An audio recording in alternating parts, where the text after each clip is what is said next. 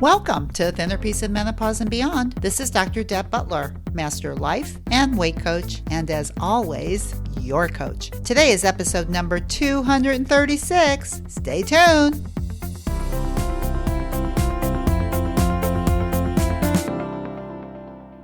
Hi, everybody. How are you today? It's a rainy day here in St. Louis, and I love the rain. Yes, I do. In fact, you know what I love to do the most in the rain? I love to walk in the rain. And I know a lot of people think I'm crazy. In fact, I have people who I walk with on occasions. And they know that if they make a date with me to go walking and it's raining, I'm still going to want to go. And they don't like that because they want to cancel. And, I think it's kind of interesting because I used to think that if it was raining, I could never work out. And that's because of my thoughts about the rain, right? Rain itself is pretty neutral. It's just a circumstance. It's just a fact if you think about the model. And my thought about rain was always, I could never walk in the rain. I could never go outside in the rain. I could never go out and play in the rain. I have to stay inside. And of course, I stayed inside and I ate bonbons and I watched TV and did all those kind of things. But now I know if it's raining, it makes me want to get outside and play because my mind has changed about it. It really is one of the most fun times for me. So just a little tidbit about your mind and thinking. As always, there never goes a podcast where I'm not talking about that. But today, what I really want to talk about is a letter that I got from one of you. I love your letters. Please keep them coming. But this one, she is funny. And so I think her letter is funny, but it's also very poignant and has a lot of really neat nuggets in it that might help you with wherever you are on this journey. Which also reminds me that one of the reasons that I'm reading you one of the letters, and also I'm going to read you a review from somebody else, is because I want you, if you love this podcast, to make sure that the best way you can thank me. I know a lot of you think you can thank me by writing a letter, and I do love your letters because I love to hear what you're doing and how it's helping you and what I can do. But the best way that you can thank me, the very best way that you can thank me, is by going to iTunes and doing a review of this podcast, an honest review. And if it's honest and if it's 5 stars, all the better. So if you really do love this podcast, I really want to encourage you today to go do a review. I'm going to tell you how to do a review again today because I think some people think it's really hard. And seriously, it only takes about 5 minutes. I'm going to tell you how to do it from an iPhone. So if you don't have an iPhone, you're excused. And then I'm going to read a letter and then I'm going to read a review. Okay, so first of all, how to do a review. If you're on an iPhone, you will see on your iPhone that you have an app that's called Podcast. All you need to do is tap on Podcast. And when you tap on Podcast, you will see at the bottom that you have some icons that say Listen Now, Library, Browse, and Search. Go to Search, and when you hit Search, you will see at the top where you can write in Thinner Peace in Menopause and Beyond.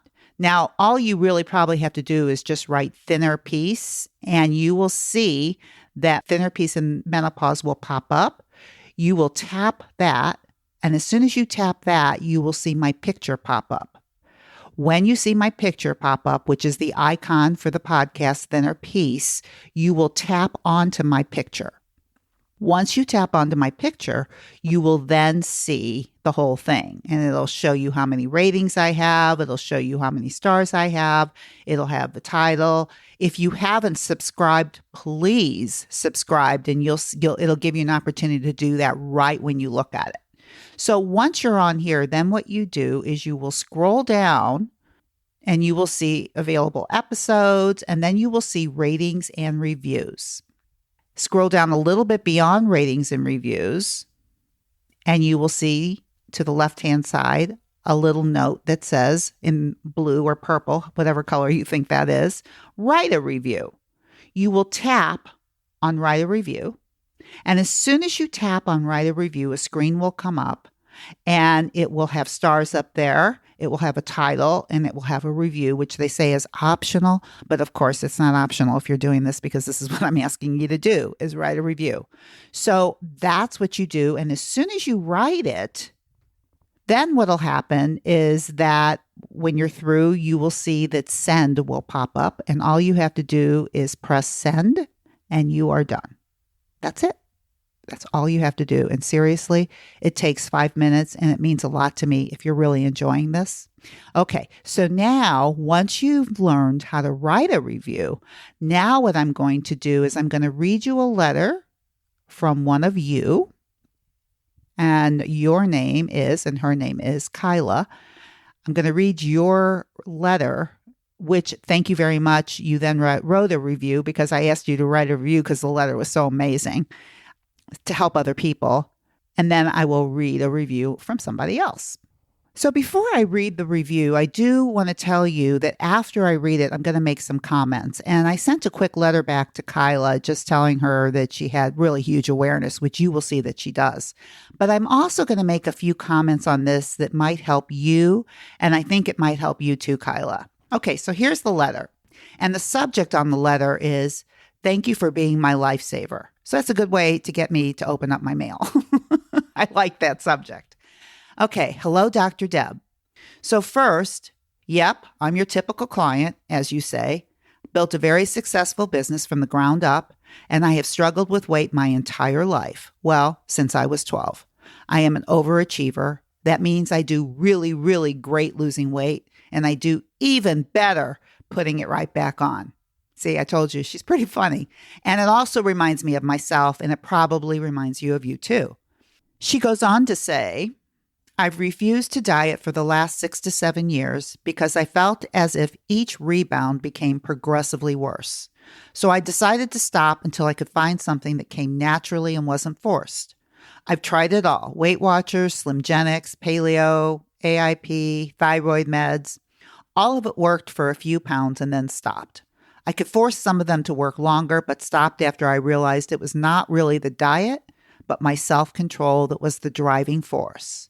That which always seemed to have an expiration date." And I love the way she says that, because really all she's saying is willpower only lasts so long. And we certainly know from research that it doesn't last forever and you only have so much of it. She then goes on to say, "And then you finally came along and have changed my life. I've power listened to 70 episodes over the past 12 days. Like I said, I am an overachiever, haha. And yes, the weight is finally coming off. I don't know how much, and I don't care. I've also refused to define myself by the scale, so I haven't been on it in 6 months. But I can tell my figure is looking better, which is all that matters. Being overweight was always my biggest nemesis, meaning I always thought if I could just be skinny, I'd be happy. And yes, I will also admit that the few times I was a size 4, I was still unhappy. Go figure, right? After listening to you, I've come to see that weight was really not my biggest nemesis. My inability to control my own thoughts was really what was causing more trouble than my cravings. Cravings are just really a tiny, whiny little side effect. I want to share my biggest success with you, which isn't about weight at all. Let me explain. I am easily irritated, agitated, frustrated, call it what you want. If things are not going perfectly, I oftentimes lose it emotionally by getting upset, which involves lots of screaming, foot stomping, arm flailing, and plenty of cussing. You get the picture. But I have finally learned now how to identify this as simply a negative vibration from the little kid in my brain running around with a knife, as you say. So this morning, I wasn't feeling good, sore throat, and a bit nauseous, but I had an appointment with a client. First, I couldn't find my keys, and then once I finally switched all my stuff into my other car and got on the road, about a mile down the road, I had to come back for something that I forgot. I hate being late, and usually one setback is enough to upset me. But 3 in a row means I'm a hot mess. Normally, there would be lots and lots of negative vibrations, and all the while telling myself how imperfect I am and that I need to do better. But this morning, I was able to just say to myself, it is what it is. I am going to choose not to get upset. And I didn't have a single negative vibration. Nobody got yelled at. My arms did not flail. My feet did not stomp. And my mouth did not cuss. It was so amazing to feel calm in that situation and finally take control of my own thoughts. And that is a big deal. A very, very big deal. I have to say that I think that self-compassion aspect of your teaching is the most important aspect. There are so many awesome tools, but I feel like this is the most important. I always felt like I was successful because of this need to be perfect was what drove me. But it caused so many other negative emotions and side effects in my life, and weight is just one of them. I'd also like to report that in just a few short days, 12, my brain is already rewired to stop and listen when I have a craving. I'm really starting to understand what the -2 feels like, and it's amazing. It's just amazing how great I feel. I'm not even taking my supplements that I use to literally stuff down my throat to help with my mood. Like you said, I always had the power, and I have finally found it. I've learned so much, the least of which is about weight loss, even though that is what drew me to begin with. I told a friend at lunch, who is one of many I've shared your podcast with, listen, I now know 2 things every day. Number 1, I won't be hungry the rest of the day. And 2, I will get to indulge in a food I absolutely love. And that is powerful. Thank you, thank you, thank you from the bottom of my heart for making this podcast. I know my family appreciates it too. I just hope it's not too late for me to teach my 17 and 14-year-old children how to correctly deal with negative thoughts, because unfortunately, I haven't been a great role model up until this point. I know it's not too late because I'm 45 and I just learned myself. Isn't that just a beautiful letter? I'm so touched by it. But here's the thing that I really want to kind of give a little insight on that I see in this, that I think many of you have in the letters that I write you, and it's about the scale. Now, the scale has never been your enemy. And what Kyla says is she hasn't been on it for 6 months, but she knows that she's losing weight. But what I want to say is, why don't you just get on the scale and see how much weight you've lost? Here's the thing. We all think the scale is our nemesis. It has the power to make or break our day according to what the number says. And guess what? The number on the scale, according to the model, is just a circumstance or a fact. And all circumstances and facts are just neutral.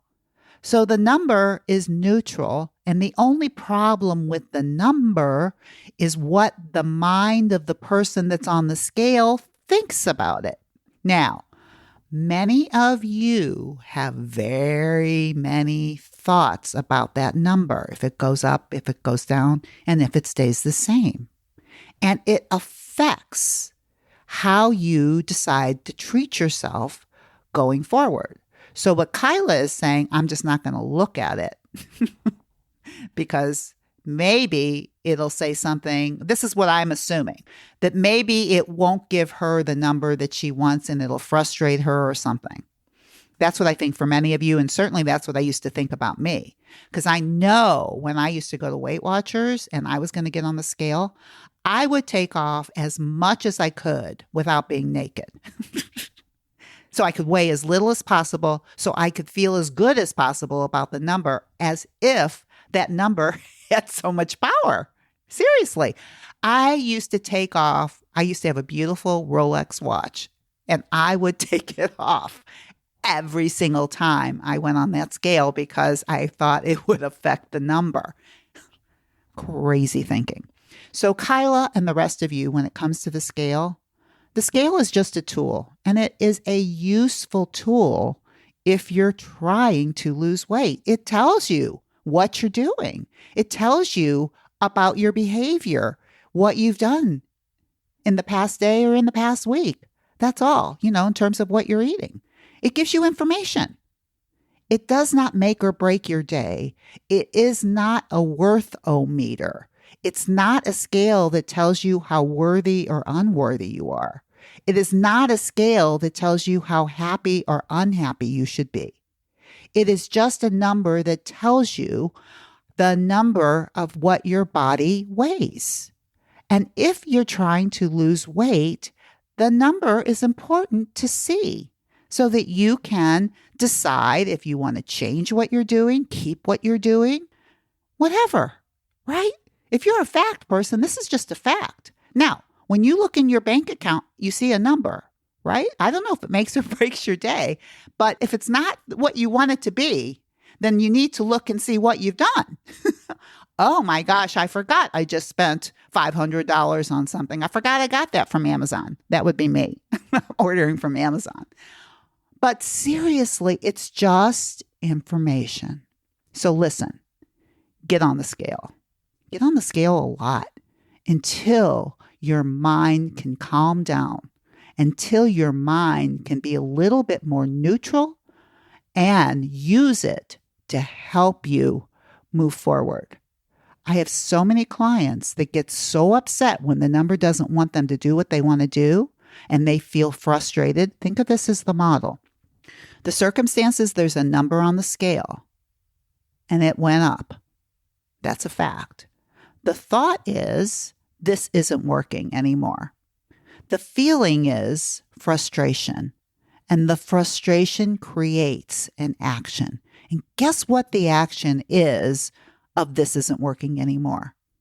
You end up choosing non-fuel foods and overeating. And the result, of course, is it's not working. So listen, all of my dear sweethearts, I love you all, but you've got to realize that that scale does not have that power. If the number goes up, you just have to tweak something. If the number goes down, you just have to keep doing what you're doing. If the number stays the same, you make a decision. You're doing everything you need to be doing. You could be doing something different, but never it's not working when you're working on it. That is a lie you tell yourself, and it creates everything you don't want. Be very cautious. Kyla, I want to thank you for this beautiful letter. Everybody that's listening, I hope that she has helped you realize a lot of things about yourself. And of course, one of the things that Kyla says that many of my clients say is that it's really not about the weight at all.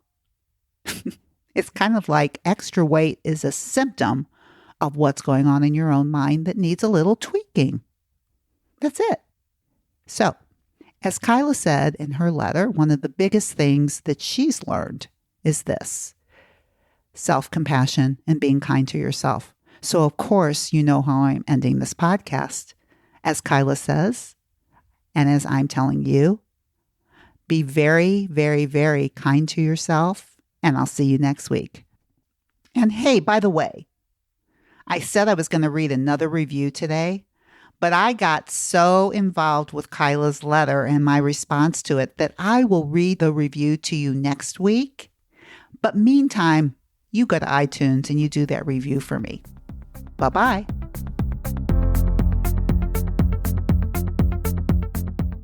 I would like to invite you to correspond with Dr. Deborah. Go to iTunes, drdebbutler.com/iTunes. And you can review the show, and you can even give some helpful suggestions on what you would like to talk about in the future to accomplish your mindfulness and your journey into mindfulness. Thank you.